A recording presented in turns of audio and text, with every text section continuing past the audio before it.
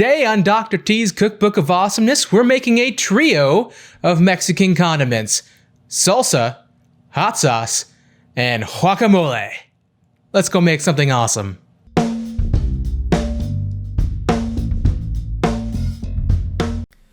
For this simple salsa, we have diced jalapeno, diced onion. We've got some minced garlic. We have the juice of 1 lime. We have cumin, oregano, a little bit of honey, and a 28-ounce can of crushed tomatoes. Okay, we got a big bowl. We're gonna throw in our onion, our garlic, and our jalapenos.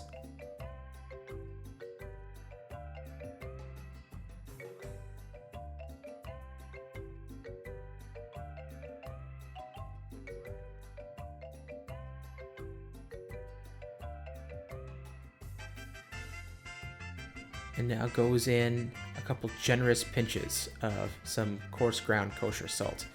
And then we'll add some freshly cracked black pepper.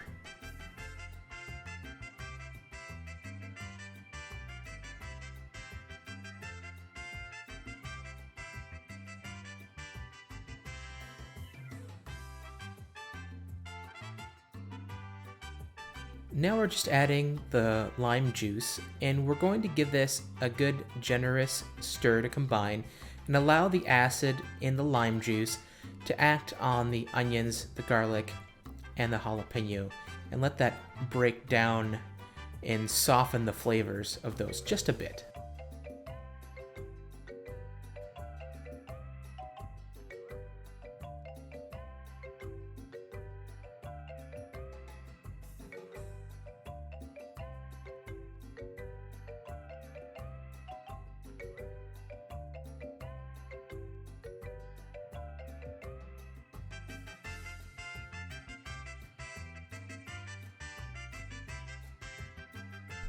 After letting those marry for just a little bit, we'll add in our tomatoes. And finally, we will add our spices. We have some oregano, we have cumin, and we have honey.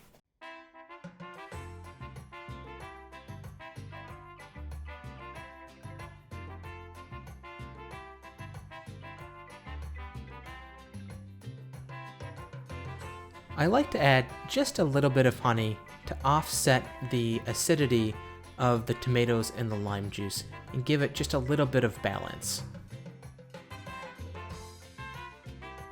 And once you have this thoroughly combined, it's ready to serve. Although I do recommend letting it sit in the fridge to allow those flavors to combine and meld together for an hour or two.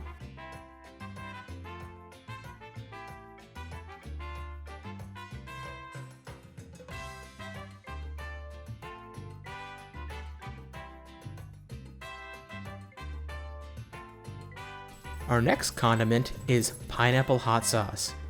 We are going to be using jalapeno, onion, garlic, lime juice, a can of diced tomatoes, apple cider vinegar, and pineapple slices. Now, if you want this hot sauce to be a bit spicier, go ahead and use some serrano chilies or even habaneros to make it a wee bit hotter. But as it is here, it's going to be fairly mild. Now we're putting all of our ingredients into the food processor, where we're going to blend it up until it's a nice uniform consistency.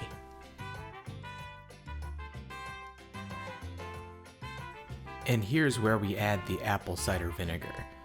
You could also use regular white distilled vinegar if you wanted to dial back the sweetness just a bit.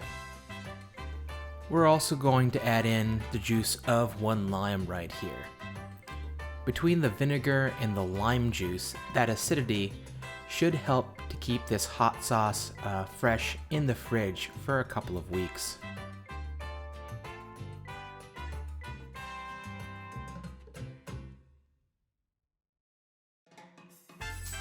Now that everything's inside our food processor, we can start by pulsing a few times and then just let her rip for a few seconds until everything seems to be pretty uniform and consistent.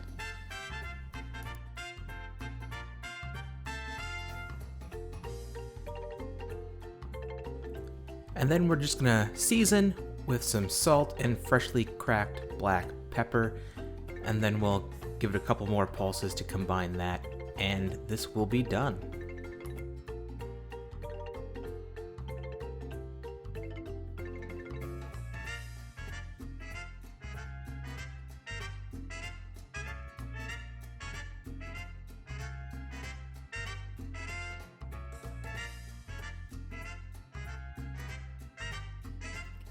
Now, our hot sauce is technically done, but I'm going to put it on the stovetop here and bring it to a simmer and hold it there for a few minutes.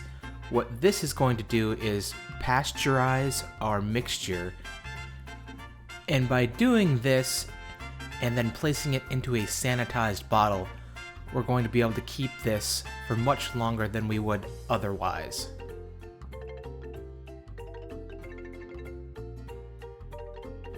And finally, our guacamole, where we'll be using this molcajete to grind all of our ingredients together.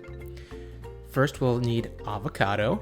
Make sure it's ripe, just give it a little bit of squeeze and there should be some give to it.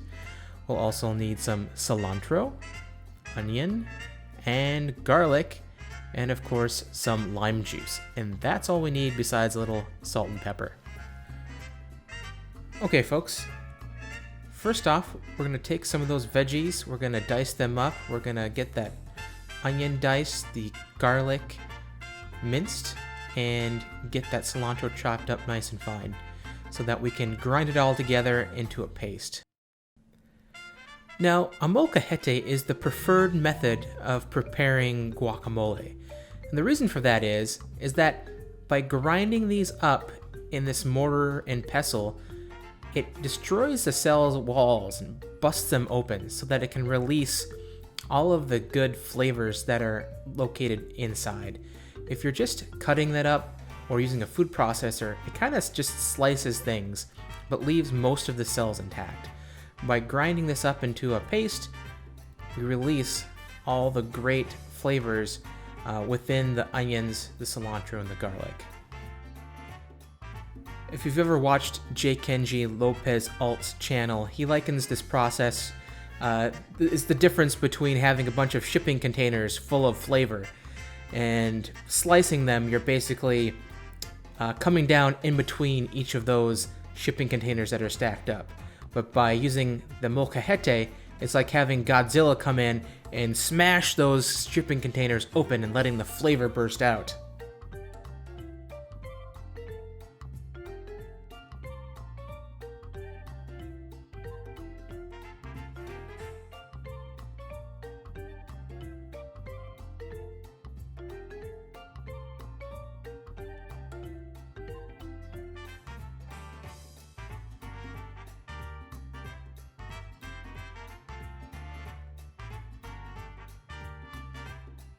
We're ready for our avocado now, and these are nice and ripe, so I'm just using a spoon and just digging into it and pulling out all the flesh all at once. If your avocados are the correct ripeness, this should be a pretty easy task.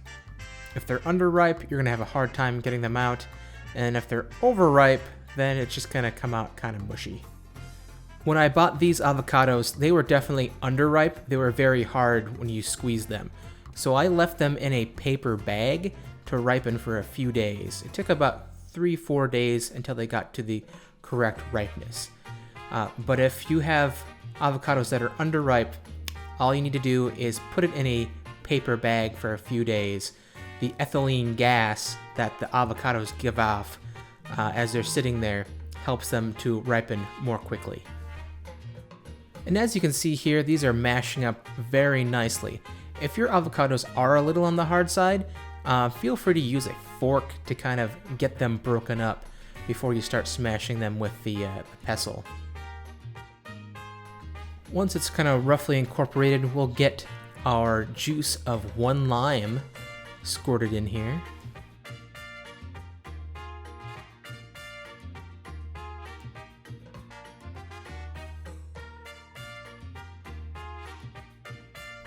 We'll follow that lime juice up with some freshly cracked black pepper and a couple generous pinches of salt.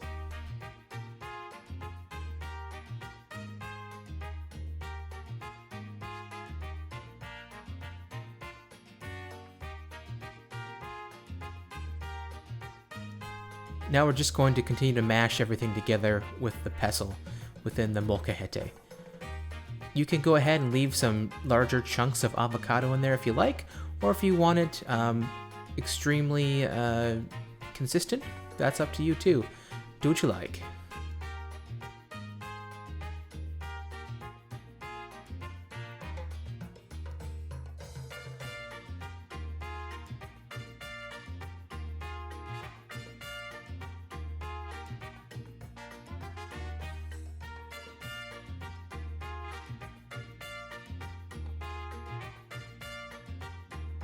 Now I'm just going to give this a little taste test and eat it straight out of the molcajete.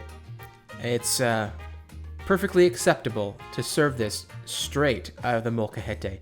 I think it has a pretty good visual appeal as a serving piece.